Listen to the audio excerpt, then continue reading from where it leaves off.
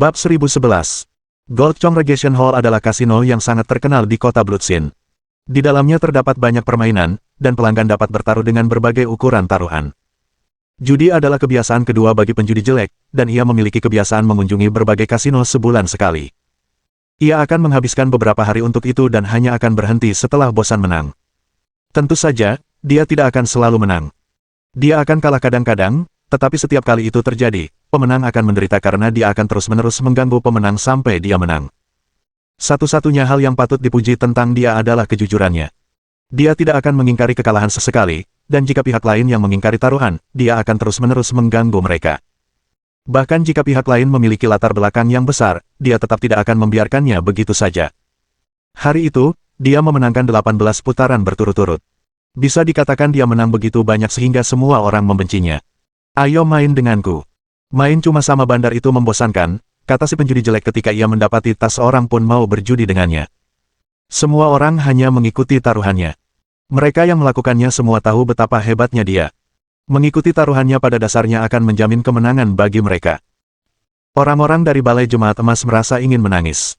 Ada begitu banyak kasino di kota Bloodsin, tetapi iblis ini tampaknya menyukai kasino mereka akhir-akhir ini. Di banyak kasino, penjudi jelek jelas merupakan pelanggan yang paling tidak diinginkan. Namun, tidak ada yang bisa mereka lakukan padanya. Orang-orang yang mendengar suara penjudi jelek semuanya lari seperti baru saja mendengar suara setan, khawatir penjudi jelek akan mulai mengganggu mereka. Si penjudi jelek sangat marah hingga ia mulai meraung. Ia ingin menculik seseorang dan memaksa mereka berjudi dengannya. Tapi, itu pasti akan sangat membosankan. Lagi pula, ia adalah seorang penjudi yang mengaku diri sebagai orang yang saleh. Tuan penjudi, aku akan bermain denganmu, sebuah suara terdengar. Semua orang menoleh ke arah suara itu berasal, penasaran siapa yang cukup berani untuk bertaruh melawan penjudi jelek. Bertaruh melawannya sama saja dengan mendatangkan masalah bagi diri sendiri. Seorang pemuda tampan dan gagah berjalan mendekat dengan seorang wanita yang sangat cantik di sisinya. Mereka bagaikan pasangan yang turun dari surga, seketika membawa cahaya ke seluruh aula jemaat emas. Di belakang mereka ada dua orang yang sama jeleknya dengan si penjudi jelek. Salah satunya memiliki mata yang licik dan punggung bungkuk, seolah-olah sedang membawa cangkang. Orang lainnya memiliki lepuh di seluruh wajahnya, membuatnya tampak sangat menjijikkan. Keempatnya membentuk kelompok yang aneh, tetapi mereka juga tampak berasal dari latar belakang yang luar biasa. Ketika penjudi jelek melihat para pendatang baru, pupil matanya menyempit. Ekspresi terkejut terlintas di matanya, tetapi rasa terkejut itu segera lenyap. Dia tertawa terbahak-bahak, haha, nak, kau datang di waktu yang tepat. Aku ingin sekali bermain lebih banyak lagi. Para pengecut ini tidak punya nyali untuk bermain denganku. Ini mulai membosankan. Para pendatang baru itu tak lain adalah Siang Shaoyun dan Tuo Bawaner, dengan katak dan kura-kura mengikuti di belakang mereka. Siang Shaoyun tidak bermaksud membawa Tuo Bawaner ke tempat yang berantakan seperti itu, tetapi Tuo Bawaner ingin melihat seperti apa kasino itu. Karena itu, ia memutuskan untuk membawanya serta. Ketika Siang Shaoyun tiba di hadapan penjudi jelek bersama Tuo Bawaner, dia menangkupkan tinjunya dan berkata, "Sudah lama kita tidak bertemu, Tuan penjudi. Anak ini datang hari ini untuk menyaksikan keahlian berjudi Anda yang luar biasa." "Apa yang kau pikirkan?" tanya penjudi jelek dengan mata menyipit. "Hidup kita," kata Siang Shaoyun dengan nada tegas. Keributan pun pecah dari para penjudi di sekitar mereka. "Siapa anak ini? Aku tidak ingat pernah melihatnya sebelumnya. Dia berani mempertaruhkan nyawanya melawan Lord Gambler. Sungguh berani. Itu bunuh diri. Apa dia tidak tahu bahwa Lord Gambler adalah yang terbaik dalam hal berjudi? Menurut saya, anak ini sudah mempersiapkan diri dengan baik. Jika tidak, dia tidak akan begitu percaya diri. Ini menarik. Anak ini tampak familiar. Aku merasa pernah melihatnya sebelumnya, tapi aku tidak ingat di mana."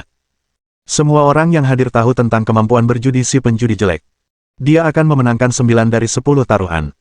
Bisa dikatakan bahwa dia termasuk penjudi terbaik yang pernah ada. Sangat sedikit penjudi yang bisa menandinginya. Adapun Siang Shaoyun, dia tidak dikenal oleh mereka. Dia juga masih muda, jadi mereka ragu bahwa dia akan sebaik si penjudi jelek. "Kehidupan kita. Haha, menarik. Aku menyukainya," kata penjudi jelek sambil tertawa terbahak-bahak. Dia selalu kecanduan judi, dan dia bahkan pernah mempertaruhkan anggota tubuhnya untuk sebuah taruhan. Namun, ini adalah pertama kalinya dia mendapat kesempatan untuk mempertaruhkan nyawanya. Alih-alih takut, dia dipenuhi dengan kegembiraan. "Mari kita mulai. Jika aku kalah, nyawaku akan menjadi milikmu untuk kau perlakukan sesukamu.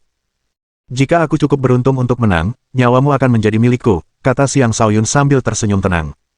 Dia pernah berjudi sebelumnya, tetapi itu hanya untuk hiburan saat masih kecil. Sebenarnya, kemampuan berjudinya buruk. Jadi, apakah dia terlalu percaya diri? Sepertinya itu tidak menguntungkan saya, tetapi saya setuju dengan taruhan ini, kata penjudi jelek tanpa ragu-ragu. Saat itu, seseorang keluar dari halaman belakang kasino. Sebuah suara merdu terdengar, izinkan kepala olah ini untuk menerima taruhan ini. Bagaimana menurutmu? Pendatang baru itu adalah seorang wanita yang sangat cantik. Ia berpakaian menggoda, dan saat ia melangkah keluar, ia memancarkan pesona yang tak terbatas. Wanita ini tak lain adalah wakil kepala olah Balai Jemaat Emas, Liu Yezi. Ia adalah wanita dari kepala olah. Semua pria itu menelan ludah dan menatapnya dengan mata terbelalak. Dia membangkitkan keinginan yang kuat bagi mereka untuk menaklukkannya. Sejujurnya, dia sebenarnya seperti mawar berduri. Pria biasa tidak akan mampu menyentuhnya sedikit pun. Dia senang menggoda semua pria di sekitarnya, dan kepala asrama tidak pernah mengatakan apapun seolah-olah dia sepenuhnya mempercayainya. Bahkan bisa dikatakan bahwa dia akan menuruti setiap keinginannya. Bahkan Xiang Shaoyun merasakan panas menjalar di tubuhnya saat melihatnya. Untungnya, ia memiliki kemauan yang kuat dan mampu dengan cepat menekan rasa panas tersebut. Wanita ini menguasai teknik sihir, ujar Tuo Bawaner. Ia menggenggam tangannya erat-erat, mencoba membangunkannya. Xiang Shaoyun tersenyum dan menjawab, baiklah. Denganmu di sisiku, dia hanyalah tokoh sampingan. Kata-katanya bukanlah sebuah pernyataan yang berlebihan. Liu Yezi mungkin cantik, tetapi ada sesuatu yang terasa janggal tentang dirinya. Bagi seseorang seperti Xiang Shaoyun yang terbiasa melihat banyak wanita cantik, tidak ada yang istimewa tentang dirinya selain bentuk tubuhnya. Perasaan bahagia menyelimuti hati Tuo Bawaner saat dia bertanya pada dirinya sendiri, apakah seperti inilah rasanya menyukai seseorang. Hubungannya dengan Xiang Shaoyun adalah sesuatu yang terjadi murni karena kebetulan. Dan sekarang, dia perlahan-lahan jatuh cinta padanya. Sekarang kita sudah punya tuan rumah, bagaimana kau mau bertaruh, nak? Dadu. Atau yang lain, tanya penjudi jelek. Itu membosankan. Bagaimana kalau kita main tebak-tebakan, tanya Xiang Shaoyun sambil menyeringai. Bab 1012. Permainan tebak-tebakan, gumam penjudi jelek dengan ragu. Kemudian dia tertawa dan berkata, itu permainan anak-anak. 1 putaran saja akan membosankan. Bagaimana kalau 3 putaran? Kamu akan mengajukan 1 pertanyaan, aku akan mengajukan pertanyaan lainnya, dan wanita cantik ini akan mengajukan pertanyaan terakhir. Penjudi jelek tidak ingin memberikan inisiatif penuh kepada Xiang Shaoyun. Dia mungkin percaya diri, tetapi dia juga senang memegang inisiatif. Inisiatif selalu memberikan keuntungan. Itu adalah salah satu hal terpenting yang harus diperhatikan oleh seorang penjudi. Ekspresi Xiang Shaoyun sedikit berubah saat dia bertanya, apakah Anda takut, Tuan Penjudi? Mari kita akhiri dengan 1 ronde saja. Apa gunanya membuatnya terlalu rumit? Tidak. Sebagai penjudi profesional, saya mengejar kesenangan berjudi. Di mana letak kesenangannya jika kita mengakhirinya begitu cepat? Kita akan bermain 3 ronde, kata penjudi jelek. Nak, kita bertaruh dengan nyawa kita. Ini bukan lelucon. Jangan repot-repot bernegosiasi. Xiang Shaoyun tidak bisa berkata apa-apa.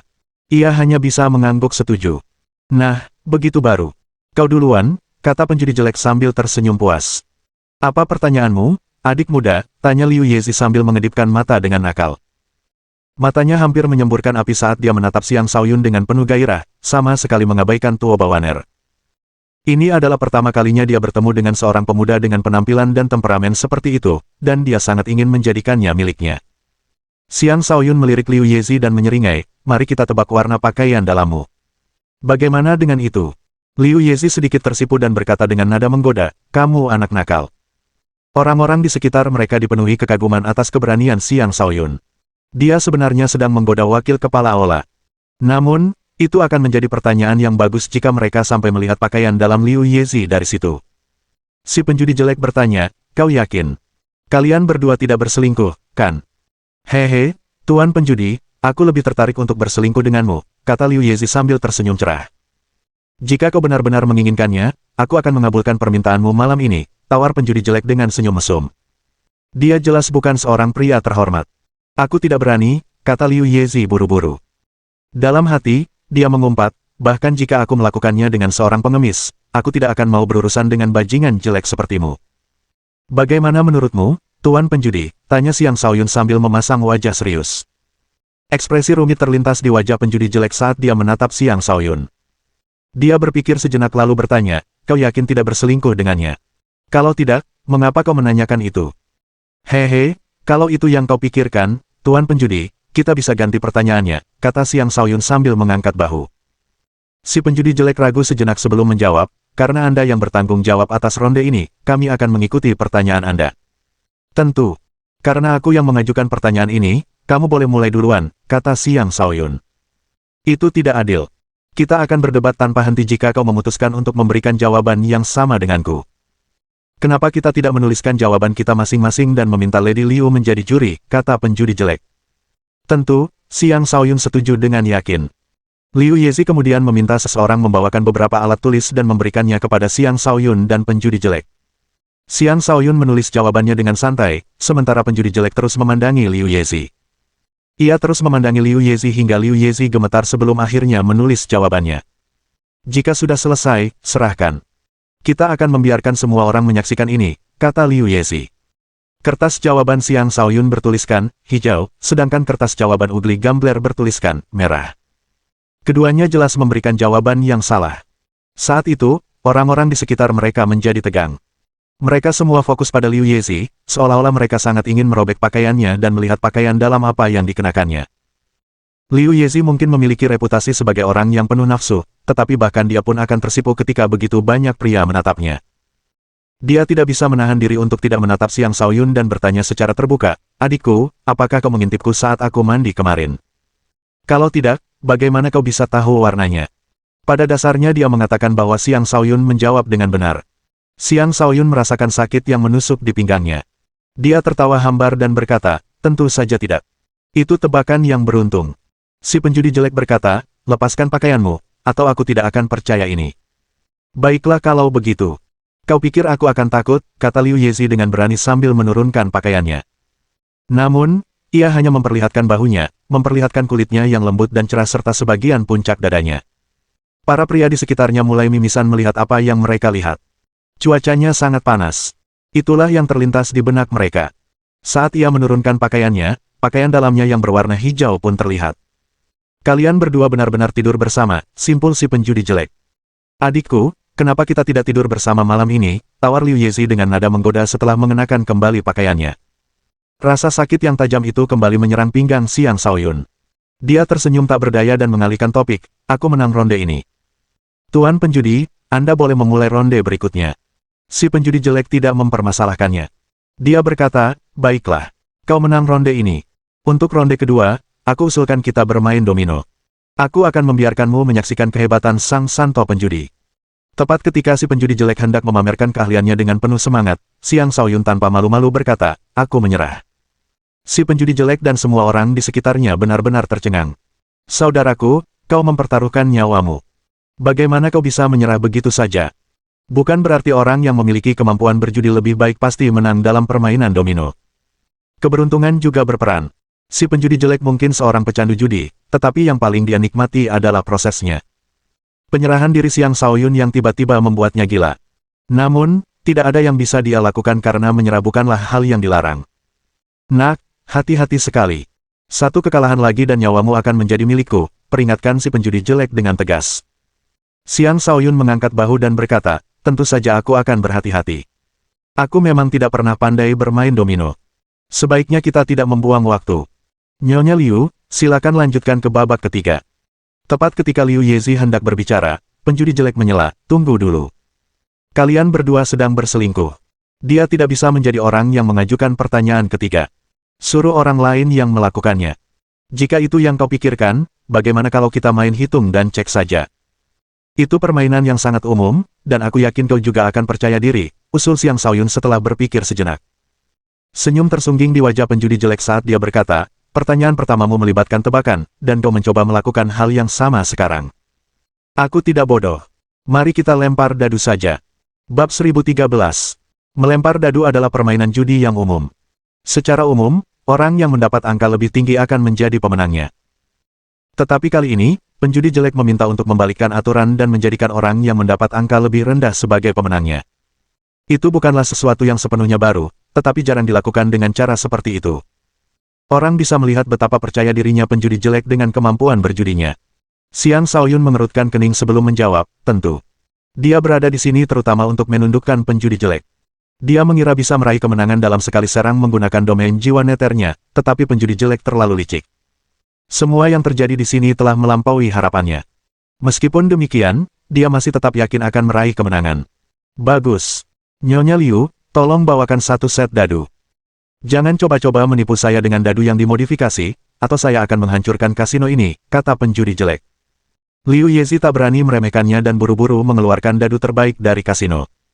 Penjudi jelek itu menimbang dadu dengan tangannya sebelum menyerahkannya kepada Xiang Shaoyun. Namun, Xiang Shaoyun melambaikan tangannya dan berkata, aku percaya pada integritasmu dalam hal berjudi. Kau akan mendapat giliran pertama. Tentu. Buka matamu lebar-lebar, kata penjudi jelek tanpa ragu-ragu. Dia melemparkan dadu ke udara, dan sebuah cangkir dadu muncul di tangannya.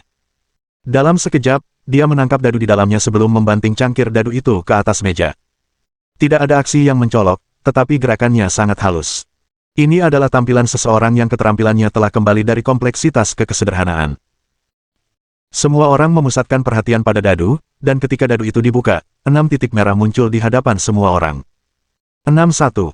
Semua orang merasa hormat kepada si penjudi jelek ketika melihat hasilnya.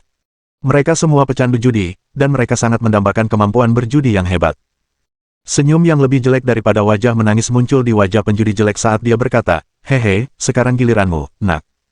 Tuoba Waner menatap Xiang Shaoyun dan bertanya dengan cemas, menantu suci, apakah kau akan baik-baik saja? Mengapa kita tidak berhenti di sini saja? Xiang Shaoyun menepuk punggung tangannya dengan lembut dan berkata, karena aku berani datang, aku yakin sepenuhnya akan menang. Percayalah padaku. Dia melangkah maju, mengambil dadu, melemparkannya ke dalam cangkir dadu, dan mulai mengocok cangkir itu dengan santai. Tidak ada yang istimewa dari gerakannya. Bahkan, dia tampak seperti seseorang yang belum pernah melempar dadu seumur hidupnya. Mungkinkah orang seperti ini bisa mengalahkan penjudi jelek? Salah seorang penonton tak kuasa menahan diri untuk berkata, kalau dia bisa melempar 6 angka 1 seperti Lord Gambler juga, aku akan memakan dadu dan cangkir dadunya. Bagaimana jika dia benar-benar bisa mendapatkan gulungan yang lebih kecil daripada milik Lord Gambler, tanya seseorang. 6 angka 1 adalah angka terkecil yang mungkin didapatkan. Bagaimana mungkin dia mendapatkan angka yang lebih kecil, jawab orang pertama. Jika dia benar-benar bisa menang, aku akan memakan meja ini. Saat orang itu selesai berbicara, Xiang Shaoyun sudah berhenti mengocok cangkir dadu. Namun, dia tidak langsung membukanya. Berhentilah meronta. Buka saja. Kau akan kalah, kata penjudi jelek sambil tersenyum. Dia telah mendengarkan dengan saksama suara dadu ketika Xiang Shaoyun mengocok cangkir dadu, dan dia dapat melihat bahwa Xiang Shaoyun pada dasarnya mengocoknya secara acak seperti orang biasa. Pada dasarnya mustahil baginya untuk mendapatkan angka yang sama pada ke-6 dadu secara bersamaan, apalagi 6 angka 1. Kemenangan pada dasarnya sudah hampir pasti sekarang. Xiang Shaoyun tidak mengatakan apapun. Sebaliknya, ia mengarahkan inderanya ke dalam cangkir dadu. Ia mendapati bahwa lemparannya benar-benar berantakan, dan totalnya, ia mendapatkan lebih dari 20 poin. Bagaimana mungkin ia bisa dibandingkan dengan 6 angka 1? Bagaimana aku bisa menang dengan ini, pikir Xiang Shaoyun dengan muram. Pada saat itu, orang-orang di sekitarnya mulai mendesak Xiang Shaoyun untuk menunjukkan dadunya, tetapi dia tetap tidak bergeming. Liu Yezi berkata, adikku, kamu harus segera menunjukkan daftar hadirmu, atau kamu akan didiskualifikasi. Xiang Shaoyun mengangguk. Dia tetap diam dan memusatkan perhatiannya pada dadu, lalu mulai memanipulasinya. Dengan kekuatan jiwanya yang setara dengan kultivator alam fondasi jiwa, dia dapat dengan mudah menggerakkan dadu di dalam cangkir. Tumpuk. Xiang Shaoyun meraung dalam hati dan menyebabkan ke-6 dadu itu bertumpuk satu sama lain. 6 dadu membentuk pilar, dengan titik merah di puncaknya. Itu adalah pemandangan yang tak terbayangkan. Penjudi jelek bisa merasakan ada pergerakan di dalam cangkir, tetapi dia tidak tahu apa yang sedang dilakukan Xiang Shaoyun. Kekuatan seseorang tidak akan relevan jika seseorang tidak memiliki kemampuan untuk melihat isi cangkir dengan jelas. Xiang Shaoyun menghela napas lega. Domain jiwa neternya memberinya keuntungan luar biasa dalam hal indera. Bahkan penjudi jelek pun tak mampu menandinginya dalam hal ini. Aku membuka diri, kata Xiang Shaoyun sambil mengangkat cangkir. 6 dadu bertumpuk muncul di hadapan semua orang. Dadu paling atas menunjukkan 1 poin, sementara angka dadu lainnya tidak diketahui karena ditumpuk di bawahnya. Semua orang terkejut. Dari apa yang mereka lihat, Xiang Shaoyun hanya mendapatkan 1 poin yang jelas lebih rendah dari angka yang didapatkan Ugly Gambler. Tapi apakah ini akan dihitung? Orang yang mengaku akan langsung memakan meja itu pingsan. Penjudi jelek itu menunjukkan ekspresi tidak percaya. Menumpuk dadu adalah salah satu teknik tingkat tertinggi dalam perjudian, dan itu bukanlah sesuatu yang bisa dilakukan orang biasa. Hanya penjudi ahli sejati yang mampu mengendalikan dadunya dengan sangat baik. Dia tidak pernah membayangkan bahwa Xiang Shaoyun akan menjadi lawan yang begitu tangguh. Dan sekarang, tampaknya dia telah dikalahkan. Setelah terdiam sesaat, Liu Yezi mengedipkan mata pada Xiang Shaoyun dan berkata, "Adikku, kau memiliki kemampuan berjudi yang hebat. Ini adalah titik merah legendaris. Kau benar-benar berhasil. Kau memenangkan ronde ini." Xiang Shaoyun mengabaikan Liu Yezi dan menatap penjudi jelek sambil berkata, "Tuan penjudi, hidupmu adalah milikku mulai sekarang." Si penjudi jelek menatap Xiang Shaoyun dan bertanya, "Bagaimana kau melakukan itu?" "Aku tidak tahu. Kurasa aku beruntung," kata Xiang Shaoyun dengan polos. "Haha. Aku sudah berjudi selama lebih dari 1000 tahun, tapi sungguh ironis aku harus mengalami kekalahan seperti ini hari ini." Si penjudi jelek tertawa terbahak-bahak. Sebelum berhenti tertawa, tangannya melesat ke arah Xiang Shaoyun secepat kilat. Dia adalah seorang penguasa tingkat akhir. Kekuatannya tidak boleh diremehkan. Dengan reaksi Xiang Shaoyun, bagaimana dia bisa menghindarinya? Lagi pula, kita tidak boleh melupakan kura-kura dan katak di samping Xiang Shaoyun. Mereka ada di sini untuk melindunginya, dan jika mereka gagal dalam tugas mereka, itu akan sangat memalukan bagi mereka karena mereka adalah penguasa iblis. Baik kura-kura maupun katak maju dan memblokir serangan sebelum mengulurkan tangan ke arah penjudi jelek. Bab 1014. Serangan penjudi jelek sebenarnya adalah tipuan. Ketika dia melihat kura-kura dan katak bergerak, dia langsung mundur dan menabrak dinding, mencoba melarikan diri dari kasino. Sejak Xiang Shaoyun muncul, penjudi jelek sudah tahu bahwa dia datang dengan niat jahat. Jika dia akan melarikan diri, sekarang atau tidak sama sekali. "Tangkap dia," perintah Xiang Shaoyun. Kura-kura itu berteriak, "Bajingan jelek ini tidak akan bisa lolos. Jika aku membiarkan bajingan jelek ini lolos, lebih baik aku bunuh diri saja," kata si kodok sambil mengejar. Kedua penguasa iblis itu sangat kuat dan menakutkan. Dengan keduanya fokus pada penjudi jelek, mereka tidak akan membiarkannya melarikan diri. Sebagai salah satu dari 7 penjahat, penjudi jelek dapat melakukan apapun yang dia inginkan di kota Bloodsin. Dia tentu saja bukan orang yang mudah dikalahkan. Gunting pemecah langit muncul di tangannya saat dia menyerang kedua penguasa iblis itu. Gunting pemecah langit itu mirip dengan senjata suci palsu. Senjata itu sangat ampuh dan dapat mengancam kedua penguasa iblis. "Kura-kura, halangi itu," teriak si kodok. "Kenapa harus aku, bajingan?" teriak kura-kura itu dengan kesal. Meskipun begitu, ia tetap memunculkan cangkang yang keras dan memblokir gunting pemecah langit. Kodok itu memanfaatkan kesempatan untuk melompat ke udara sebelum melancarkan serangan dahsyat yang menghantam penjudi jelek. Jarak antara penjudi jelek dan kodok itu masih cukup besar, sehingga penjudi jelek sama sekali tidak mampu menghentikan serangan tersebut. Ia langsung terinjak-injak hingga jatuh ke tanah. Bang! Suara keras terdengar, dan sebuah kawah muncul di tanah. Penjudi jelek tidak akan membiarkan dirinya ditangkap tanpa perlawanan. Semburan kekuatan yang mengerikan keluar dari dirinya saat ia mencoba mendorong katak itu menjauh. Pada saat yang sama, ia juga melepaskan gumpalan kabut beracun, mencoba meracuni katak itu hingga mati. Sayangnya baginya, kodok itu adalah ahli racun. Racun Ugly Gambler langsung tertelan, dan ledakan energinya hancur. Dia tidak bisa memberi masalah apapun pada kodok itu. Perlu diketahui bahwa baik katak maupun kura-kura itu adalah makhluk iblis bermutasi yang sangat langka. Mereka juga merupakan penguasa iblis tingkat puncak yang hanya selangkah lagi untuk menjadi iblis suci. Penjudi jelek mungkin kuat, tetapi dia tidak cukup kuat untuk melawan mereka. Dia batuk mengeluarkan banyak darah dan benar-benar tak berdaya.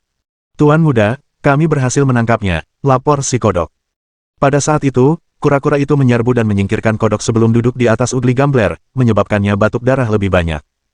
Dia praktis berada di ambang kematian. "Tuan muda, sayalah yang menangkapnya," kata kura-kura itu tanpa malu-malu. Xiang Shaoyun berjalan mendekat bersama Tuo Bawaner dan berkata, "Bagus sekali." Orang-orang lain di kasino benar-benar tercengang. Mereka hendak melarikan diri karena takut terkena serangan acak dari pertempuran yang akan segera dimulai. Tetapi sebelum mereka sempat melarikan diri, pertempuran telah berakhir. Jangan lupa bahwa penjudi jelek adalah salah satu dari 7 penjahat. Dia hanya memiliki sedikit lawan di kota Bloodsin. 7 penjahat biasanya beroperasi secara independen, tetapi mereka selalu bekerja sama melawan musuh eksternal. Dari bagaimana Ugly Gambler ditangkap bahkan sebelum dia sempat melarikan diri, jelas betapa kuatnya lawan-lawannya kali ini. Orang-orang yang hadir tidak berani berlama-lama dan segera bubar. Segalanya akan menjadi rumit jika mereka sampai terlibat dalam hal ini. Adapun Liu Yezi, tidak ada yang bisa dia lakukan. Lagi pula, seluruh insiden itu terjadi di kasinonya. Tidak mungkin Gold Congregation Hall bisa sepenuhnya melepaskan diri dari insiden tersebut. Dia hanya bisa berharap Siang Shaoyun dan 7 penjahat tidak akan melibatkan kasino dalam konflik tersebut.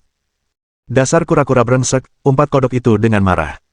Siang Shaoyun melambaikan tangannya ke arah kodok dan menatap penjudi jelek sebelum berkata, "Tuan penjudi, jika Anda setuju untuk bertaruh, Anda juga harus menerima kekalahan. Apa yang baru saja Anda lakukan telah merusak semua kredibilitas Anda." Si penjudi jelek menatap mata Siang Shaoyun dan menjawab dengan tenang, "Pemenang mengambil semuanya. Lakukan apapun yang kau mau. Jangan khawatir. Aku tidak akan membunuhmu. Aku hanya menginginkan kesetiaanmu," kata Siang Shaoyun. Dia menatap kura-kura itu dan berkata, bahwa dia kembali. Dia tidak mengatakan apapun lagi kepada penjudi jelek dan pergi bersama Tuo Bawaner. Dia mengira penjudi jelek akan menepati janjinya dalam hal perjudian, tetapi ternyata penjudi jelek tetap saja mengingkari janjinya. Dia kemungkinan besar harus menggunakan kutukan jiwa naga neter untuk mengendalikan penjudi jelek. Liu Yezi hanya bisa menatap kosong saat si penjudi jelek ditangkap. Dia terdiam. Tak lama kemudian, insiden itu menyebar ke seluruh kota Bloodsin. Ketujuh penjahat itu sangat terkenal di kota tersebut, dan tentu saja ada alasan mengapa mereka bisa begitu sukses. Penangkapan Ugly Gambler telah menyebabkan kehebohan besar, dan segera, para penjahat lainnya mengetahuinya. Di suatu bagian kota terdapat sebuah rumah yang tidak mencolok namun mengeluarkan bau busuk yang mengerikan. Karena baunya yang menjijikkan, tidak ada seorang pun yang berani mendekati rumah itu. Ada cukup banyak bangunan berbau busuk seperti itu di kota Bloodsin, jadi tidak ada yang terlalu memperhatikannya. Rumah ini, khususnya, adalah salah satu tempat berkumpulnya 7 penjahat. Disitulah juga Du Wusheng, sang tabib racun, tinggal. Dari 7 penjahat, pendekar pedang bunuh diri Li Juetian adalah yang terkuat, tetapi dia bukanlah yang paling menakutkan. Yang paling menakutkan adalah yang berada di peringkat terakhir dari ketujuh penjahat tersebut, tabib racun Du Wusheng. Itu karena racunnya mampu menyerang dari mana saja. Racunnya juga sangat ganas dan menakutkan, dan tidak ada yang menginginkan musuh seperti dia. Balas dendamnya adalah salah satu hal paling menakutkan yang mungkin dihadapi seseorang. Suatu ketika, seorang anggota dari organisasi tertentu telah menyinggung Du Wusheng. Akhirnya, dia meracuni seluruh organisasi tersebut hingga mati, dan mereka semua mati dengan mengerikan. Ada sebuah pepatah di kota Bloodsin yang mengatakan bahwa memprovokasi Raja Neraka lebih baik daripada memprovokasi tabib racun. Du Wusheng juga seorang antisosial. Ia tinggi dan kurus, dan wajahnya tampak seperti mayat yang dingin. Gas beracun terus berputar-putar di sekitar tubuhnya, dan banyak serangga beracun selalu merayap di sekujur tubuhnya. Secara keseluruhan, penampilannya sangat menjijikkan. Saat itu, Du Wusheng berada di dalam rumah. Di hadapannya berdiri 2 penjahat. Salah satunya adalah selir berwajah 1000, Yao Jiao Jiao, dan yang lainnya adalah kaki perusak surga, Ken Lehen. Li Juetian, Silai, dan biksu tersenyum tidak hadir. "Racun tua, kau tidak mengumpulkan kami di sini untuk membantu penjudi jelek, kan?" tanya Ken Lehen dengan lugas. "Bukankah seharusnya kita membantunya?" tanya Du Wusheng dengan suara serak. "Saya rasa tidak. Orang itu telah mempertaruhkan nyawanya dan kalah. Tidak perlu kita ikut campur," kata Ken Lehen. "Jiao Jiao, bagaimana menurutmu?" tanya Du Wusheng. "Hehe, menurutku kita masih perlu melakukan sesuatu. Tapi tanpa Bos Li, aku ragu kita bisa melakukannya. Karena mereka bisa menangkap penjudi jelek dengan mudah, mereka mungkin lebih kuat dari kita," kata Yao Jiao Jiao. Bab 1015. Du Wusheng melirik keduanya dan berkata dengan acuh tak acuh, "Jika kalian tidak membantu, aku akan melakukannya sendiri. Tentu saja, jika kalian berdua mengalami masalah, aku juga akan membantu." Kemudian, ia melangkah keluar rumah dengan langkah berat. Saat ia pergi, banyak serangga beracun di dalam rumah mengikutinya. Serangga-serangga beracun ini sangat menakutkan. Bahkan, para penguasa pun akan takut kepada mereka. "Lakukan saja kalau kau mau. Aku tidak akan ikut gila bersamamu," kata Ken Lehen sebelum melaju pergi. Setelah ragu-ragu sejenak, Yao Jiao Jiao mengikuti Du Wusheng dan berkata, "Aku akan ikut gila bersamamu sekali ini, si tua racun." Pria itu mungkin jelek, tapi dia tetap layak diselamatkan. Du Wusheng menoleh ke belakang dan berkata, "Jiao Jiao, kau selalu berhati lembut. Jangan berkata begitu. Aku hanya tidak ingin 7 penjahat berkurang menjadi 6 penjahat," kata Yao Jiao Jiao. "Bos Li paling mementingkan kesetiaan. Karena dia belum muncul, mungkin dia sudah tidak ada lagi. Kudengar dia sudah mengambil langkah itu, tapi aku tidak yakin apakah itu benar." Du Wusheng mengangguk dan berkata, "Bos Li memiliki bakat luar biasa. Sudah saatnya dia mengambil langkah itu. Sebenarnya, dia sudah bisa melakukannya 500 tahun yang lalu, tetapi dia tertunda.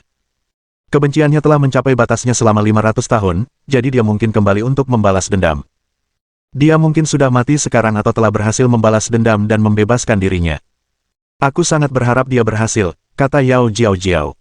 Dia menunjukkan emosi sebenarnya, dan ini adalah sesuatu yang sangat jarang terjadi. Bagaimana denganmu? Kau telah menjalani hidup yang melelahkan selama bertahun-tahun ini. Tidakkah kau pernah berpikir untuk mencari pasangan dan melanjutkan hidupmu, kata Du Sheng. Dunia ini penuh dengan orang-orang yang suka menyakiti hati. Kenapa aku harus menginginkan seorang pria? Aku baik-baik saja hidup bebas sendirian, kata Yao Jiao. Begitukah? Bukankah kau sudah mencoba berbagai pria dengan penampilan berbeda? Bukankah kau sedang mencari pria tulus untuk menghabiskan sisa hidupmu bersamanya, kata Du Sheng sambil menghela napas. Racun tua, kau terlalu banyak bicara hari ini, kata Yao Jiao dengan tidak senang. Itu karena aku bahkan tidak tahu apakah aku akan kembali hidup-hidup hari ini. Di markas geng tengkorak, penjudi jelek dikurung di sebuah ruangan. Kekuatannya telah sepenuhnya disegel, tetapi dia tidak diperlakukan dengan buruk. Duduk di seberangnya adalah Xiang Shaoyun, yang perlahan-lahan menyeduh secangkir teh. Aroma menenangkan dari daun teh berusia 1000 tahun memenuhi ruangan. Tuan penjudi, pernahkah Anda membayangkan bahwa hari seperti ini, di mana Anda akan jatuh ke tangan saya, akan tiba? Tanya Xiang Shaoyun dengan tenang dan tanpa terganggu. Si penjudi jelek telah sepenuhnya menyegel kekuatannya, dan dia tampak muram saat menjawab, aku tidak pernah membayangkan kau akan tumbuh secepat ini. Aku juga tidak membayangkan kau juga mampu mengatasi racun si racun tua. Jangan bicarakan itu. Bagaimana menurutmu usulanku? Xiang Shaoyun mengalihkan topik pembicaraan. Apakah kau tidak takut aku akan menemukan cara untuk melepaskan diri dari kendalimu setelah setuju? Kau harus tahu bahwa dengan kemampuanku, tidak ada yang bisa menemukanku jika aku memutuskan untuk bersembunyi, kata penjudi jelek. Aku takut, tapi aku tak peduli, kata Xiang Shaoyun acuh tak acuh. Aku punya cara untuk mengendalikanmu sepenuhnya, tapi aku tidak ingin kau hidup di bawah kendaliku dan kehilangan keinginanmu untuk maju. Itulah sebabnya aku memutuskan untuk berbicara denganmu. Tentu saja, jika kau tetap keras kepala, kau akan menjadi bonekaku selamanya. Itu bukan yang ingin kulihat. Kemudian dia melepaskan domain jiwa neter dan membungkus penjudi jelek di dalamnya. Ekspresi penjudi jelek berubah drastis saat domain jiwa neter muncul. Alam jiwa neter, serunya. Xiang Shaoyun tidak mengatakan apapun. Dia mulai melafalkan kutukan jiwa naga neter, dan satu simbol demi satu mulai melayang ke arah penjudi jelek. Alih-alih langsung menyerang kepalanya, simbol-simbol itu melayang di sekitarnya. Xiang Shaoyun berbicara lagi, ini adalah kutukan jiwa naga neter. Kutukan ini dapat menempatkan jiwamu di bawah kendali penuhku, dan kau tidak akan bisa melarikan diri seumur hidupmu. Jadi, menurutmu aku hanya menggertak atau mengatakan yang sebenarnya? Pupil mata ugly Gambler langsung menyempit. Ketakutan di wajahnya mengkhianati perasaan sebenarnya. Dia adalah seorang penjahat dan tidak takut mati. Namun, dia takut berubah menjadi boneka tanpa pemikiran independen. Xiang Shaoyun menarik kembali simbol-simbol dan domain jiwa neter. Kemudian dia menatap penjudi jelek dengan acuh tak acuh dan berkata, sebenarnya, aku hanya membutuhkan bantuanmu untuk satu hal. Setelah masalah ini selesai, aku bisa membiarkanmu pergi. Bantuan apa yang kau butuhkan? Jika aku bisa melakukannya, aku pasti setuju, kata penjudi jelek sambil menghela napas lega. Xiang Shaoyun kemudian menceritakan situasi yang dihadapinya kepada Ugly Gambler. Pada saat itulah Du Wusheng dan Yao Jiao tiba di luar geng tengkorak. Alih-alih menyerbu masuk, mereka mengepung markas dengan racun. Gas beracun itu sangat kuat, dan orang biasa tidak akan mampu bertahan hidup. Faktanya, gas beracun ini dengan mudah dapat membunuh sekitar 70 atau 80% orang di markas besar. Sayangnya, Du Wusheng telah salah perhitungan kali ini. Sebelum gas beracun itu memasuki markas besar, seorang pria parubaya bergegas keluar dan menelan seluruh gas tersebut. Serangga-serangga beracun yang melepaskan gas itu tiba-tiba ketakutan dan mulai melarikan diri dengan kacau. Seolah-olah mereka telah bertemu musuh bebuyutan mereka. Bahkan para penguasa di antara serangga-serangga itu pun kembali kepada Du Wusheng dengan ketakutan. Menggunakan racun di hadapanku sama seperti menggunakan pedang di depan leluhur pedang, kata si kodok. Raja dari semua racun, katak beracun, seru Du Wusheng kaget. Kau pasti di sini untuk menyelamatkan bajingan jelek itu. Menyerah sekarang dan hindari penderitaan yang tidak perlu di pihakmu, tuntut si kodok. Kenapa membuang waktu bicara dengan mereka? Ayo kita hajar mereka dulu. Saksikan tinju penguasaku, teriak kura-kura itu, lalu menyerbu keluar dan melayangkan pukulan ke arah Du Wusheng. Pukulan kura-kura itu tampak biasa saja, tetapi di dalamnya terkandung kekuatan yang tak terbatas. Racun tua, mundur, teriak Yao Jiao panik sambil buru-buru mundur. Dia tidak cukup kuat untuk menghentikan pukulan itu, jadi dia bahkan tidak berani mencoba menghadapinya. Namun, Du Wusheng tetap teguh. Energi gelap yang menakutkan berkumpul di tangannya saat dia mencakar pukulan itu. Serangan cakar gelap itu juga didukung oleh racun yang mengerikan. Pukulan kura-kura itu terkikis hingga menjadi ketiadaan, dan untaian racun mengelilinginya. Dia mengira bisa mengabaikan racun itu dan terus menyerang, tetapi dia mendapati bahwa racun itu langsung melarutkan penghalang pertahanannya. Dia terpaksa mundur, dan dia berteriak pada katak itu, "Katak, orang ini ada di wilayahmu. Kau urus dia sementara aku urus gadis itu." Bab 1016. Kura-kura itu dengan tegas menyerah pada Du Wusheng dan malah menyerang Yao Jiao. Kodok itu menyerang Du Wusheng tanpa ragu-ragu. Gumpalan racun menyembur keluar dari mulutnya dan mengelilingi Du Wusheng. Racun kodok itu sangat kuat, tetapi Du Wusheng tidak menunjukkan rasa takut dan menyemburkan gumpalan gas beracun untuk menetralisir racun tersebut. Du Wusheng kemudian mengambil inisiatif untuk menyerang dengan serangan cakar. Seolah-olah serangga beracun yang tak terhitung jumlahnya mengelilingi kodok itu. Sutra racun yang tak terhitung jumlahnya. Itulah yang dikultivasikan Du Wusheng, sebuah teknik yang sangat ampuh namun langka. Hanya sedikit orang yang berani mengkultivasikan teknik ini, karena 9 dari 10 orang akan mati. Namun, mereka yang berhasil akan menguasai berbagai macam racun dan memperoleh kekuatan yang besar. Selama bertahun-tahun, Du Wusheng menjalani kehidupan yang sederhana. Ia berada di peringkat terakhir di antara 7 penjahat, tetapi sebenarnya ia adalah seorang penguasa tingkat puncak. Tidak banyak orang yang tahu tentang itu. Sutra racun 1000 miliknya bukanlah teknik ofensif, tetapi sangat cocok untuknya. Dengan demikian, ia cukup kuat untuk menandingi Xilai, yang berada di peringkat kedua di antara para penjahat. Bahkan Yao Jiao pun bukan tandingannya. Itulah yang memberinya keberanian untuk mencoba misi penyelamatan ini.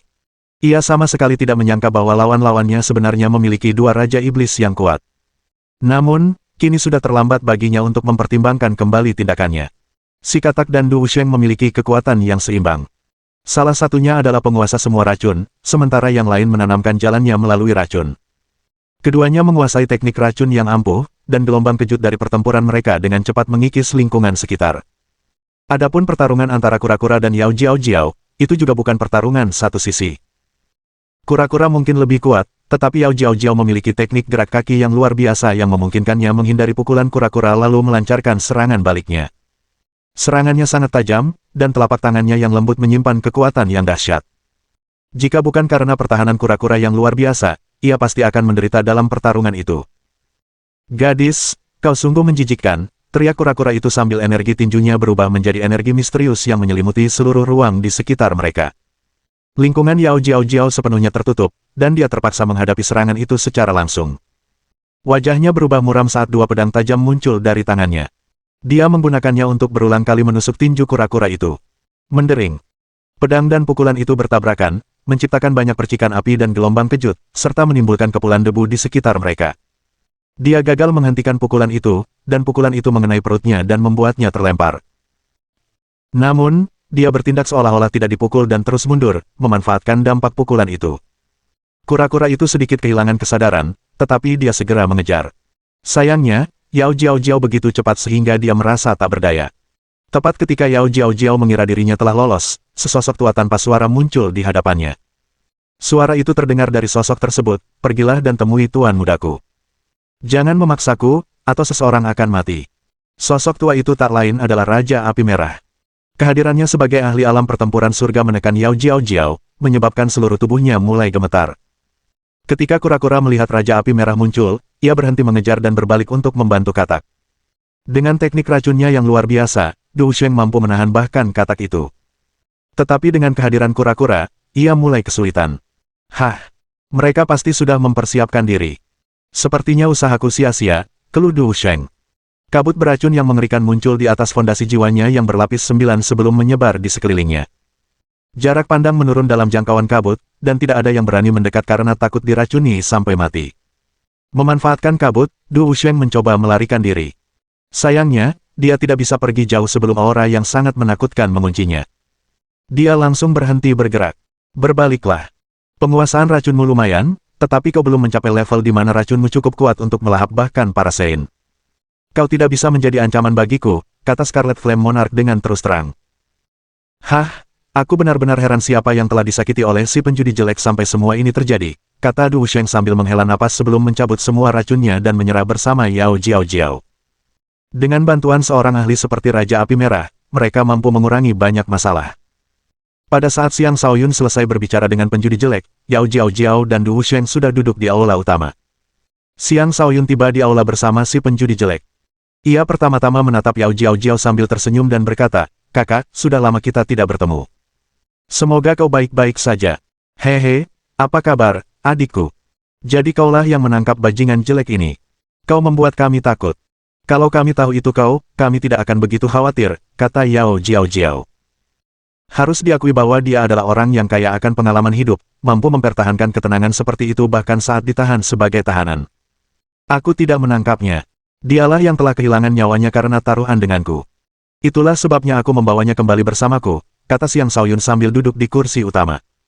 Kemudian dia menatap Du Wusheng dan berkata, "Ini pasti tabib racun yang terkenal, Tuan Du Wusheng. Aku sudah lama ingin bertemu denganmu. Aku ingin tahu kau berasal dari mana, adik muda."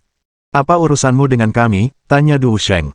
Dia berasumsi bahwa Xiang Shaoyun adalah tuan muda dari suatu organisasi yang kuat. Jika tidak, dia tidak akan bisa mendapatkan seorang ahli alam pertempuran surga untuk bekerja untuknya. "Saya di sini untuk meminta bantuan kalian dalam satu hal, tetapi sepertinya beberapa dari kalian masih hilang," tanya Xiang Shaoyun. "Mereka tidak akan datang. Jujurlah saja tentang apa yang Anda inginkan. Kami akan membantu jika itu sesuatu yang bisa kami lakukan," kata Yao Jiao. "Sungguh disayangkan mendengarnya," kata Xiang Shaoyun sambil menghela napas. Dia menatap penjudi jelek dan berkata, "Tuan penjudi, sampaikan apa yang kukatakan padamu. Kuharap aku juga bisa mendapatkan bantuan dari kedua bangsawan itu." Kemudian dia memberi isyarat kepada Scarlet Flame Monarch sebelum meninggalkan aula untuk menemui ketiga penjahat itu. Dengan ekspresi bersalah, si penjudi jelek berkata, "Ini semua salahku. Aku akan menebusnya di masa depan. Apa gunanya mengatakan semua itu sekarang? Katakan saja apa yang dia inginkan dari kami," kata Yao Jiao sambil melirik tajam.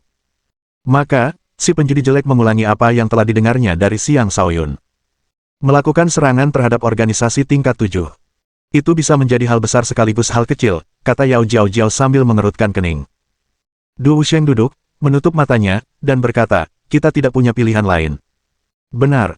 Jika kita menolak, kita akan menderita hebat," kata penjudi jelek sambil menghela napas. "Kita hanya bisa berharap dia akan menepati janjinya dan membebaskan kita setelah masalah ini selesai," kata Yao Jiao. Tepat pada saat itu, sebuah suara dingin terdengar, "Bebaskan mereka, atau tak seorang pun dari kalian akan merasakan kedamaian." Bab 1017. Ketika ketiga penjahat di aula utama mendengar suara itu, mereka berseru kaget, "Itu Bos Li." Penjahat pertama dari 7 penjahat, Li Juetian, telah muncul. Seorang pria parubaya yang memancarkan aura membunuh yang kuat mendekati geng tengkorak dengan dingin. Seluruh tubuhnya bagaikan pedang yang luar biasa. Niat membunuhnya sangat tajam, dan setiap langkah yang diambilnya, aura membunuh yang kuat bergejolak di sekitarnya, memenuhi lingkungannya dengan kehancuran. Ia tinggi dan kurus, dan mengenakan pakaian yang sederhana. Saat berjalan, seolah-olah kakinya tidak menyentuh tanah. Ia memakai topi bambu, dan sebuah pedang tergantung di punggungnya. Ia memiliki penampilan khas seorang pembunuh bayaran. Dia adalah yang terkuat dari 7 penjahat dan dikenal berhati dingin.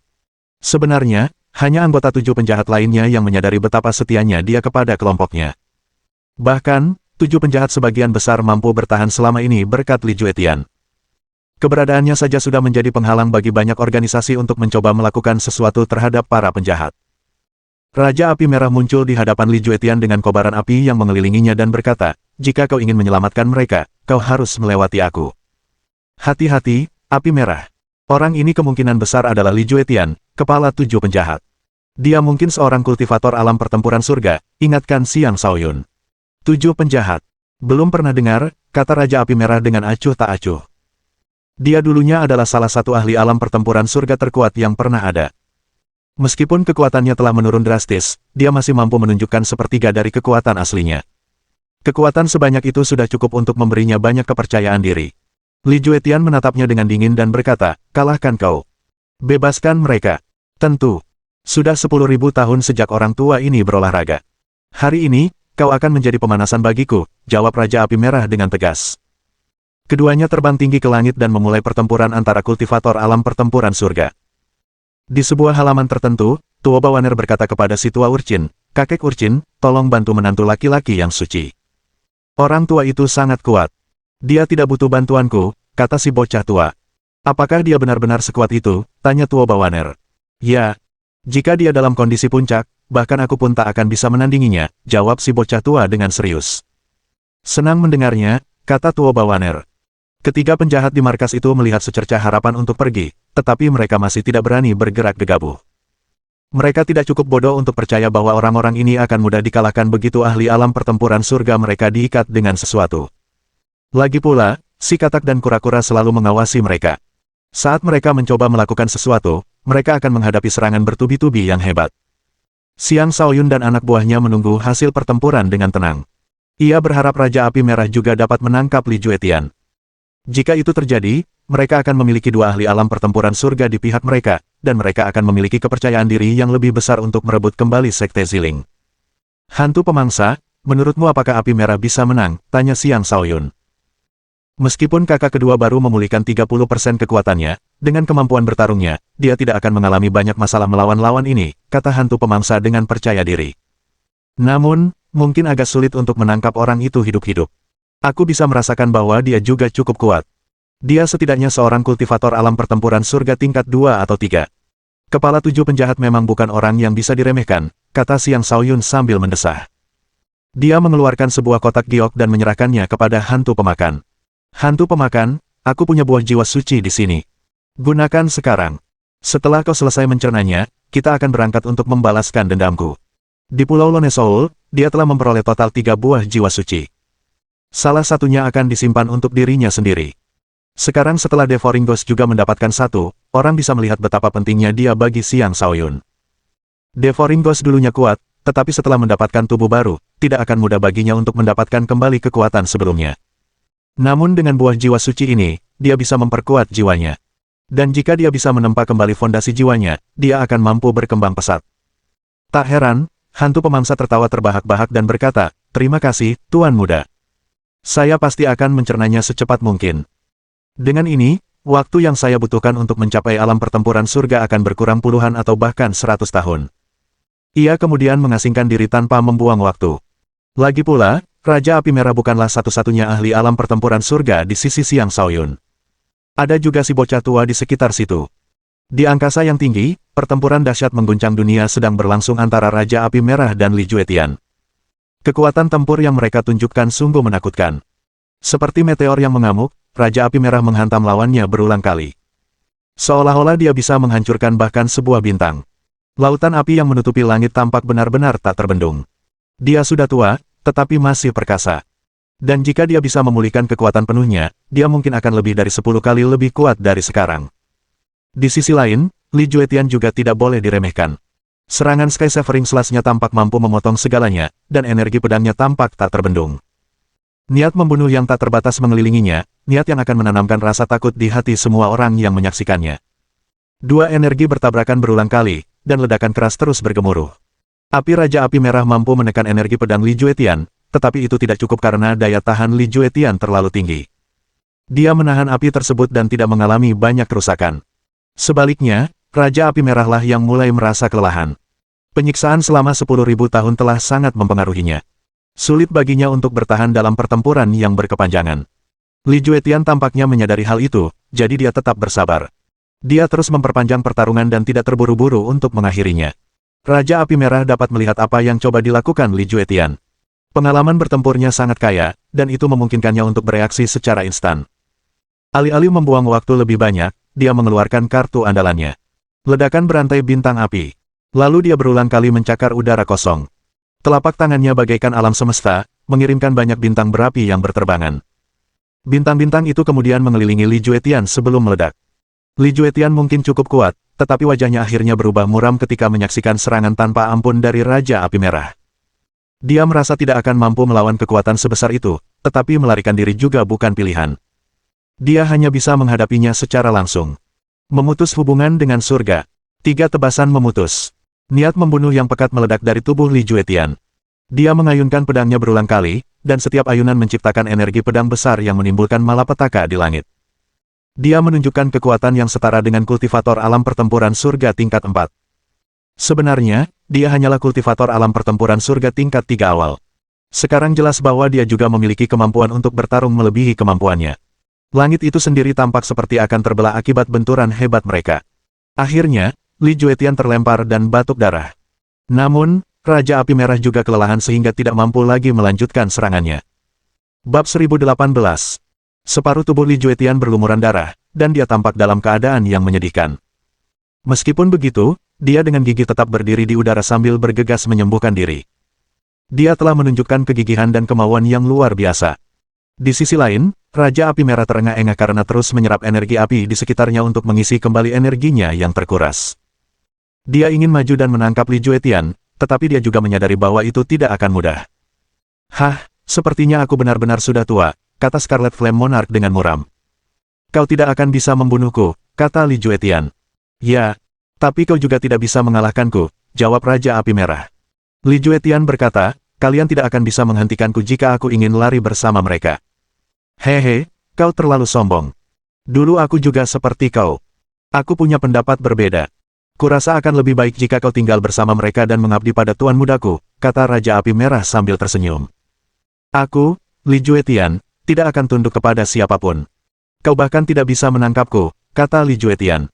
"Aku bisa," kata Scarlet Flame Monarch dengan percaya diri. Li Juetian menunjukkan ekspresi jijik, tidak mengerti alasan mengapa orang ini begitu keras kepala. Raja Api Merah berkata, "Kau mengkultivasi teknik tebasan 3 pemutus. Sayang sekali kau hanya memahami sebagian kecil dari teknik itu. Aku menolak untuk percaya bahwa kau tidak tertarik pada warisan tebasan 3 pemutus." Pupil mata Li Juetian menyempit. Jelas, kata-kata Raja Api Merah tepat sasaran. Orang tua 3 pemutus adalah individu legendaris yang menciptakan tebasan 3 pemutus. Konon, dia telah memasuki alam di luar alam pertempuran surga. Kesempatan untuk mendapatkan warisannya akan menjadi peluang yang akan membuat semua orang iri. Namun, Li Juetian bukanlah anak yang mudah tertipu. Dia tidak akan begitu saja mempercayai perkataan Raja Api Merah. Dia bertanya, "Jika kau tahu lokasi warisan tetua 3 pemutus, mengapa kau tidak mengambilnya sendiri saja? Jangan pernah bermimpi berbohong padaku." "Hehe, kakek 3 pemutus adalah individu legendaris dari 100.000 tahun yang lalu. Banyak orang mencari warisannya. Aku tidak tahu lokasi pasti warisannya, tetapi aku pernah menelusuri beberapa petunjuk. Aku 80% yakin aku tahu lokasinya. Jika bukan karena insiden yang terjadi padaku dan guruku saat itu, aku pasti sudah menemukan lokasi kultivasi kakek 3 pemutus," kata Raja Api Merah dengan percaya diri. "Tentu saja, kau bisa memilih untuk tidak mempercayaiku. Namun, itu berada di tempat yang sama sekali tidak terduga.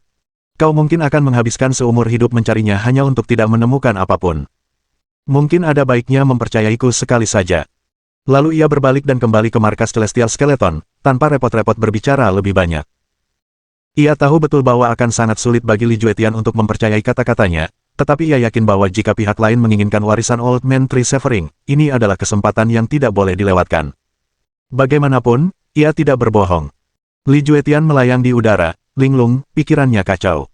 Selama bertahun-tahun, dia telah mencari warisan tetua 3 pemutus. Namun, dia tidak pernah menemukan apapun. Itulah mengapa tingkat kultivasinya stagnan. Jika dia bisa mendapatkan warisan tetua 3 pemutus, kekuatannya akan melonjak, dan dia akhirnya bisa membalas dendam. Tidak ada yang bisa dilakukan karena musuhnya terlalu kuat. Dia adalah orang yang tegas. Setelah berpikir sejenak, dia pun mulai menuju markas Celestial Skeleton. Ketika Xiang Shaoyun melihat keduanya datang satu demi satu, dia bingung. Apakah Scarlet Flame telah dikalahkan? Xiang Shaoyun mengerutkan kening. Pada saat itulah si bocah tua muncul tanpa suara di sampingnya untuk mencegah Li Juetian melakukan serangan mendadak. Li Juetian menatap Raja Api Merah dan bertanya, "Apakah kau mengatakan yang sebenarnya?" "Tentu saja," jawab Scarlet Flame Monarch dengan sungguh-sungguh. "Bagus. Saya bisa tinggal dan membantu, tetapi ada batas waktunya. Saya tidak ingin tunduk kepada siapapun," Li Juetian menyampaikan syaratnya. "Tentu. Layani tuan mudaku selama 10 tahun, dan kau akan mendapatkan apa yang kau inginkan," jawab Raja Api Merah. Li Juetian mengerutkan kening dan ragu-ragu sebelum berkata, "Tidak mungkin lebih dari 5 tahun. Aku bahkan tidak tahu apakah kau benar-benar mengatakan yang sebenarnya. Kecuali kau bisa membuktikannya, aku tidak akan menyetujui jangka waktu 10 tahun. Tentu, kita akan melakukannya selama 5 tahun. Aku tidak 100% yakin, tapi aku 90% yakin," kata Raja Api Merah sambil tersenyum. Dia menatap Xiang Shaoyun dan berkata, "Tuan muda, dia akan mengabdi kepada Anda selama 5 tahun mulai sekarang. Silakan suruh dia bekerja." Xiang Shaoyun sangat gembira. Ia merasa kesulitan karena kekurangan ahli alam pertempuran surga. Dan sekarang, seorang ahli alam pertempuran surga telah bergabung dengannya tepat ketika ia sangat membutuhkannya. Dia tidak tahu bagaimana Scarlet Flame Monarch berhasil melakukan ini, tetapi dia percaya pada Scarlet Flame Monarch, jadi dia tidak khawatir. Setelah merasakan betapa nyamannya memiliki asisten yang cakap di sisinya, tekadnya untuk memelihara beberapa pembantu setia untuk dirinya sendiri semakin menguat. Xiang Shaoyun mengizinkan Li Juetian untuk bertemu dengan ketiga penjahat itu. Saat mereka bertemu, terjadilah diskusi.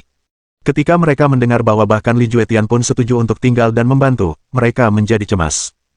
Li Juetian tidak memberikan banyak penjelasan, sehingga mereka tetap bingung. Yao Jiao, penjudi jelek, dan Du Wusheng akhirnya menerima takdir mereka. Karena bahkan bos mereka pun telah menyerah, tidak ada yang bisa mereka lakukan. Dan begitu saja, 4 penjahat itu menjadi pembantu Xiang Shaoyun, dan kekuatan di sisinya tiba-tiba menjadi jauh lebih kuat. Setelah menaklukkan keempat penjahat itu, Xiang Shaoyun juga berencana untuk menangkap 3 penjahat yang tersisa. Dia menggunakan keempat penjahat itu untuk membujuk 3 penjahat lainnya, dengan janji akan membebaskan mereka setelah dia menyelesaikan tugasnya. Tentu saja, kesepakatan itu tidak termasuk Li Juetian. Mengirim para penjahat untuk melawan penjahat lainnya adalah cara paling optimal untuk mengatasi masalah ini. Karena para penjahat saling mengetahui tempat persembunyian masing-masing, mereka dapat segera membawa Heaven Rupturing Void dan Smiling Monk. Adapun penjahat peringkat kedua, Xi Lai, dia tidak dapat ditemukan. Mungkin dia sudah lama meninggalkan kota Bloodsin. Dengan demikian, 6 dari 7 penjahat kini berada di bawah komando Xiang Shaoyun. Ken Lehen dan biksu tersenyum tidak senang, tetapi dengan penindasan Li Juetian, mereka terpaksa menundukkan kepala dan berkompromi. Dengan pasukannya yang telah siap, Xiang Shaoyun akhirnya memulai perjalanan kembali ke Dusun Xia. Masa 7 tahun telah berakhir, dan sudah waktunya bagi mereka untuk berkumpul dan membicarakan bisnis. Bab 1019. Xiang Shaoyun membawa Tuo Bawaner, Xia Liu Hui, Du Xuan Hao, Han Po Jun, Kura-Kura, dan Katak saat mereka berangkat menuju Dusun Xia. Adapun sisa rakyatnya, mereka diserahkan kepada Raja Api Merah dan Hantu Pemangsa. Mereka akan berkumpul kembali di dekat Sekte Ziling di Provinsi Raja Surgawi. Karena Devouring Ghost baru saja memakan buah jiwa suci, dia masih membutuhkan waktu untuk mencernanya. Karena itu, mereka pun tidak terburu-buru. Semua orang bergerak sesuai rencana. Kelompok Xiang Shaoyun mulai melewati banyak formasi teleportasi saat mereka menuju kota batas awan. Sejujurnya, dia sempat berpikir untuk kembali ke kota Dong dalam perjalanannya dan mengunjungi seorang teman lama, tetapi dia berubah pikiran. Terkadang, lebih baik kedua pihak tidak bertemu. Dia tidak tahu apakah dia bahkan bisa kembali dari Sekte Ziling hidup-hidup. Meskipun ia mungkin memiliki banyak pembantu di sisinya, bukan berarti Dibatian dan orang-orangnya adalah lawan yang mudah. Hasil dari konfrontasi mereka masih belum diketahui. Paviliun Tepi Awan adalah organisasi penguasa kota Tepi Awan. Di sini, mereka adalah raja. Ini adalah tempat Xiang Shaoyun pernah tinggal, dan dia masih memiliki beberapa teman di sini, seperti Zi Changhe, Gong Qingyin, dan Hua Cheng. Zi Changhe secara nominal adalah kakak senior Xiang Shaoyun. Dia adalah seseorang yang dikenal Xiang Shaoyun sejak awal, dan keduanya sangat dekat. Xiang Shaoyun juga telah memberinya beberapa teknik pertempuran tingkat tinggi untuk membantu meningkatkan kemampuan bertarungnya. Adapun Gong Qingyin, dia adalah seseorang yang pernah membencinya. Namun akhirnya dia jatuh cinta padanya. Dia juga meninggalkan panahan untuk seni memainkan kecapi. Pada saat perpisahan mereka, dia bahkan belum berada di alam langit. Hua Cheng adalah saudara angkat Xiang Shaoyun, dan dia sangat mencintai Du Xuan Hao. Dia adalah kultivator alam kenaikan naga ketika mereka berpisah. Bertahun-tahun telah berlalu, dan seorang kaisar baru telah muncul di dalam paviliun batas awan. Kaisar baru ini tak lain adalah Gong Qingyin, yang bahkan belum berada di alam langit saat itu. Ia hanya membutuhkan waktu 7 tahun untuk memasuki alam kaisar dari tingkat kultivasinya di alam transformasi. Ia maju dengan kecepatan luar biasa yang membuat semua orang tak percaya. Ia hanya memiliki fisik bintang 5. Bagaimana tepatnya ia bisa berkembang begitu pesat dalam waktu sesingkat itu? Ternyata, ia memiliki bakat bawaan dalam aliran kecapi. Dengan 7 melodi pemutus yang diberikan Xiang Shaoyun sebagai hadiah perpisahan, pemahamannya tentang aliran kecapi semakin mendalam. Tentu saja, ia juga mengalami berbagai pertemuan yang menguntungkan. Itulah mengapa ia mampu mencapai alam kaisar dengan begitu cepat. Saat ini, Paviliun Batas Awan sedang mengadakan perayaan atas terobosan yang diraihnya, menganugerahinya gelar Permaisuri Melodi. Perayaan itu diadakan dengan megah, dan organisasi-organisasi dari kota-kota tetangga semuanya mengirimkan perwakilan mereka untuk menghadiri upacara tersebut. Lebih penting lagi, perkumpulan naga juga telah mengirimkan orang-orang mereka, mencoba untuk mengajak Gong Qingyin untuk berlatih di perkumpulan mereka. Gong Qingyin berpakaian formal, memamerkan kecantikannya kepada semua orang. Ia memiliki kilau percaya diri di matanya, dan wajahnya sehalus batu giok yang membuat siapapun ingin membelainya. Bentuk tubuhnya telah berkembang dengan indah, memancarkan pesona yang memikat sehingga layak disebut sebagai wanita tercantik nomor 1 di kota Cloud Margin. Ia memiliki banyak sekali pengagum, termasuk anggota dari organisasi lain. Namun, tak satu pun dari mereka adalah kaisar muda. Mereka gagal menarik perhatiannya karena hatinya sudah dimiliki oleh orang lain. Shao Yun, kau bilang akan mengizinkanku mengikutimu jika aku bisa memasuki alam kaisar dalam 10 tahun. Aku berhasil. Tahukah kau? Gong Qingyin menghela napas dalam hati. Duduk di luar panggung utama adalah Hua Cheng, yang sangat puas dan bangga pada muridnya. Saat menerima Gong Qingyin sebagai muridnya, ia tidak pernah menyangka muridnya akan mencapai prestasi setinggi itu dalam waktu sesingkat itu. Sebagai guru dari murid seperti itu, ia tentu merasa sangat tertekan. Dengan tekanan yang besar, dia berhasil maju 3 tingkat, menjadi kultivator alam kenaikan naga tingkat 7. Dia sekarang telah mencapai tingkat kultivasi yang pernah dicapai Du Xuanhao di masa lalu. Dengan kekuatannya saat ini, dia adalah sosok yang sangat berpengaruh di dalam paviliun batas awan. Dengan pertumbuhan Gong Qingyin, dapat dikatakan bahwa Hua Cheng kini memiliki pengaruh yang semakin besar di paviliun batas awan. Mantan kepala paviliun, Murong King, dan kepala paviliun saat ini, Yue Yuze, sama-sama memberikan restu kepada Gong Qingyin. Mereka juga menyatakan bahwa jika ia bersedia, ia akan diincar sebagai kepala paviliun berikutnya. Namun, Gong Qingyin tampak kurang tertarik. Kaisar dari masyarakat naga yang hadir untuk menyaksikan upacara tersebut berdiri dan berkata, Permaisuri Tun adalah seorang jenius yang ditakdirkan untuk menjadi seorang penguasa di masa depan. Akan sia-sia jika Anda menahannya di paviliun tepi awan Anda. Ia melangkah maju, menatap langsung ke mata Gong Qingyin, dan berkata, Qingyin, seseorang secantik dirimu pantas mendapatkan seseorang sepertiku, putra mahkota masyarakat naga. Mulai sekarang, tetaplah di sisiku. Tidak akan sulit bagi kita berdua untuk menjadi penguasa di masa depan. Orang yang berbicara adalah salah satu dari 13 putra mahkota perkumpulan naga, Lin Ha, naga kelima. Masing-masing dari 13 putra mahkota adalah individu dengan bakat luar biasa. Saat itu, Long Yunfei, yang berkompetisi melawan Xiang Shaoyun di alam iblis, adalah salah satu dari mereka. Naga kelima ini bahkan lebih kuat dari Long Yunfei saat itu. Dia adalah kultivator alam kenaikan naga tahap ketiga, dan usianya baru sekitar 40 tahun. Untuk seorang kultivator, dia masih dianggap muda. Dia juga jelek dan gemuk, dan jelas bukan tandingan Gong Qingyin. Semua orang terdiam, dan bahkan kedua kepala paviliun pun tak berani berkata apa-apa. Seharusnya orang tahu bahwa Lin Ha didukung oleh perkumpulan naga, yang merupakan organisasi tingkat 7. Paviliun batas awan juga beroperasi di wilayah perkumpulan naga. Bahkan orang-orang yang mengejar Gong Qingyin pun tetap diam karena takut. Mereka mungkin menyukai Gong Qingyin, tetapi itu sia-sia, karena mereka tidak memiliki kekuatan untuk menjadi pasangan yang sepadan baginya. Gong Qingyin menatap Lin Ha dan menjawab dengan senyum lembut, maaf, tapi saya tidak pernah mempertimbangkan untuk bergabung dengan perkumpulan naga. Saya juga tidak tertarik menjadi kekasihmu. Terima kasih atas tawaranmu. Wajah Lin Ha berubah dingin. Dengan suara berat, dia berkata, pikirkan baik-baik. Jawaban yang salah tidak hanya akan menghancurkanmu, tetapi juga paviliun batas awan. Suaranya penuh ancaman, dan siapapun yang mendengarkannya tidak akan merasa nyaman. Pria tua di samping Lin Ha melepaskan auranya. Kehadiran seorang kaisar tingkat puncak menekan semua orang yang hadir, menyebabkan mereka sesak napas. Jawaban saya tetap sama, kata Gong Qingyin dengan tegas. Maksudmu, kau lebih memilih jalan sulit daripada jalan mudah, tanya Lin Ha sambil mengerutkan kening. Jelas sekali dia sedang dalam suasana hati yang buruk. Dia adalah putra mahkota dari perkumpulan naga. Tak seorang pun wanita pernah berhasil lolos dari cengkeramannya. Bab 1020. Putra mahkota kelima, kurasa kita tidak perlu terburu-buru. Hari ini adalah penobatannya. Ini bukan saatnya membicarakan hal ini, kata Yue Yuze sambil tersenyum ramah. Lin Ha menatap Yue Yuze dan berkata, menurutku, ini adalah kesempatan untuk mengalami dua peristiwa bahagia sekaligus. Dia seharusnya merasa terhormat menerima tawaran ini dariku, seorang putra mahkota dari perkumpulan naga. Kau harus membantunya memahami hal ini. Saat dia menjadi milikku dan bergabung dengan perkumpulan naga, dia akan mencapai puncak yang lebih tinggi di masa depan. Tidakkah kau mengerti sesuatu yang sesederhana ini? Hua Cheng berkata, itu hanya alasan yang kau gunakan untuk memaksanya bersamamu. Jika kau laki-laki sejati, seharusnya kau mengejarnya dengan cara yang benar, bukan memaksanya. Ada begitu banyak pahlawan di sini. Kau merusak reputasi perkumpulan naga dengan apa yang baru saja kau lakukan. Harus diakui bahwa Hua Cheng tidak menahan diri dalam ucapannya. Dia bahkan menyebutkan reputasi perkumpulan naga, mencoba memberikan semacam batasan pada Lin Ha. Mu Rongqing juga berkata, benar. Putra mahkota kelima, kita harus membicarakan hal ini nanti. Kita tidak boleh membiarkan hal seperti ini merusak hubungan kita. Hehe, kau jelas-jelas tidak menghormati perkumpulan naga, dan kau malah berbicara dengan sikap sok benar seperti itu. Apa kau ingin seluruh paviliun tepi awan rata dengan tanah, ancam Lin Ha dengan arogan.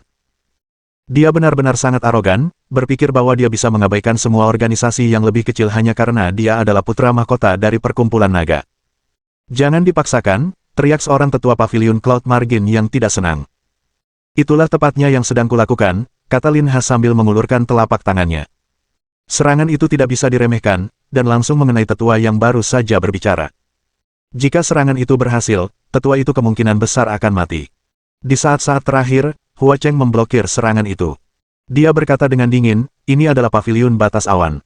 Jika Anda datang ke sini untuk membuat masalah, Anda tidak akan diterima. Silakan segera pergi. Seiring dengan peningkatan kekuatannya, Hua Cheng juga menjadi lebih percaya diri. Sekalipun pihak lawan memiliki kaisar tingkat puncak, dia tetap akan menyampaikan pikirannya. Dia tidak akan membiarkan siapapun menginjak-injaknya, dan dia tidak akan membiarkan muridnya ditindas. Itu kata-kata yang arogan. Sebuah organisasi tingkat 4 mencoba menantang kita. Apakah kalian memberontak, celah tetua perkumpulan naga, yang tetap diam sepanjang waktu. Tetua itu adalah orang yang paling kuat di antara mereka. Suaranya memiliki kekuatan tersendiri dan memberikan tekanan yang besar pada orang-orang yang hadir. Pada saat itu, seorang lelaki tua dari arah yang berbeda berkata, perkumpulan naga tidak pernah menindas organisasi yang lebih kecil. Apa ini? Hah? Apa kau mengkritik perkumpulan naga? Tanya kaisar tertinggi sambil menatap lelaki tua itu. Pria tua itu tak lain adalah Chen Jiayan dari klan Chen di kota Cloud Margin. Chen Jiayan sudah menjadi kultivator alam kenaikan naga tingkat 9, dan dapat dimengerti mengapa dia memiliki kepercayaan diri untuk berbicara seperti ini kepada orang-orang dari perkumpulan naga. Kaisar tertinggi dari perkumpulan naga adalah Su Ziyang, wali Lin Ha. Hanya mereka berdua yang dikirim, tetapi mereka berpendapat bahwa sekadar hadir di paviliun tepi awan saja sudah sangat murah hati. Saya tidak mengkritik siapapun. Saya hanya menunjukkan hal yang sudah jelas, jawab Chen Jiayan. Ada beberapa anggota klan Chen di perkumpulan naga juga, tetapi dia merasa jijik dengan cara orang-orang perkumpulan naga itu bersikap. Begitu. Sepertinya setelah bertahun-tahun menjauhi kota-kota pinggiran ini, banyak orang mulai kehilangan rasa hormat kepada kita, kata Su Ziyang dingin. Kemudian dia bergegas menuju Chen Jiayan. Su Ziyang bergerak cepat, dan auranya menghantam seperti gunung, menyebabkan orang-orang di sekitarnya roboh. Dia tiba di depan Chen Jiayan dan melancarkan serangan telapak tangan berapi. Serangan telapak tangan itu memiliki kekuatan yang mengguncang bumi. Api berkobar hebat, menunjukkan kekuatan yang tak dapat ditahan oleh orang biasa. Pupil mata Chen Jiayan menyempit saat dia buru-buru membalas dengan serangan telapak tangan miliknya sendiri. Bang! Dua telapak tangan bertabrakan, menghasilkan gemuruh dan gelombang kejut dahsyat yang menyebar kemana-mana. Orang-orang di dekatnya yang tidak sempat melarikan diri terlempar sambil batuk darah. Untungnya, orang-orang yang duduk di dekat panggung semuanya adalah raja atau lebih kuat. Jika tidak, gelombang kejut itu mungkin akan membunuh banyak dari mereka. Chen Jiayan terlempar puluhan meter ke belakang sebelum ia muntah darah. Dari bagaimana salah satu dari 3 ahli terbaik kota Cloud Margin dikalahkan hingga muntah darah hanya dengan satu serangan, orang bisa melihat betapa kuatnya kaisar tingkat puncak itu. Su Ziyang tampaknya tidak akan menyerah begitu saja. Dia terus menyerang dan melancarkan beberapa serangan telapak tangan lagi ke arah Chen Jiayan. Chen Jiayan berusaha menangkis serangan tersebut, tetapi tampaknya ia kesulitan. Akhirnya, ia terkena serangan sekali lagi. Kali ini, ia menderita luka yang lebih parah sehingga membuatnya tidak mampu bertarung lagi. Orang-orang yang hadir menjadi cemas, dan Hua Cheng masih marah. Dia mengeluarkan kecapi, dan jari-jarinya memainkan senar-senarnya dengan lincah. Sebuah melodi yang menyenangkan terdengar di udara, dan banyak simbol pembunuh muncul di udara dan melesat ke arah Su Ziyang. Sepertinya kalian benar-benar memberontak. Kami harus menangkap kalian semua untuk menumpas pemberontakan ini, deru Su Ziyang sambil berubah menjadi matahari yang menyala. Sejumlah besar energi api menyebar kemana-mana dan menghancurkan semua simbol yang datang sebelum mencapai Hua Cheng. Hua Cheng tidak sempat bereaksi dan langsung mengalami nasib yang sama seperti Chen Jiayan. Gong Qingyin tak bisa lagi tinggal diam, jadi dia pun mengeluarkan kecapinya. Namun, Lin Ha berdiri di hadapannya dan berkata, aku sarankan kau memikirkan ini baik-baik sebelum bertindak, atau seluruh paviliun tepi awan akan menderita. Ancaman itu berhasil, dan Gong Qingyin langsung berhenti bergerak. Apakah kau tidak malu melakukan ini? Tanya Gong Qingyin. Ia sangat marah hingga mulai gemetar. Hari ini seharusnya menjadi hari perayaan, tetapi orang ini telah mengacaukan semuanya. Beberapa anggota pavilion Cloud Margin yang ketakutan mulai menyuarakan persetujuan mereka, menyuruh Gong Qingyin untuk ikut saja dengannya. Bahkan si Changhe pun tak sanggup lagi menonton. Ia berdiri dan meraung, aku menolak percaya kalian berdua bisa mewakili seluruh perkumpulan naga. Ayo kita pergi bersama. Mari kita lihat apakah mereka bisa membunuh kita semua. Jika tidak, kita akan bertarung sampai akhir. Kurang ajar. Lin Ha meraung sambil menatap si Changhe. Dia berlari mendekat dan meraih leher si Changhe sebelum mengangkatnya. Tunggu, teriak Gong Qingyin. Tentu, aku bisa berhenti. Tapi kau harus melayaniku dengan baik malam ini. Jika tidak, seluruh pavilion Cloud Margin akan mengalami malapetaka, kata Lin Ha dengan angkuh. Pikiran Gong Qingyin tenggelam dalam kekacauan. Tepat ketika dia hendak setuju, sebuah suara yang mengintimidasi terdengar. Aku tidak tahu apakah pavilion Cloud Margin akan mengalami malapetaka, tetapi aku tahu bahwa jika kau tidak melepaskannya sekarang juga, kau akan mati dengan kematian yang mengerikan. Mohon dukungan dari omom ante-ante sekalian, buat subscribe atau sharekan novel Mimin ke Facebook kalian, agar channel Mimin bisa terus berkembang. Dengan begitu, Mimin bisa lebih semangat untuk up novel seru lain ke depannya. Buat teman-teman yang sudah subscribe dan sharekan novel Mimin, Mimin ucapkan terima kasih sebanyak-banyaknya. Sekiranya teman-teman menghadapi masalah video diputar dalam bahasa Inggris, coba tukar kepada bahasa Indonesia original melalui cara ini. Semasa mendengarkan, pencet tombol setting di atas kanan video, pilih audio track dan tukar bahasa.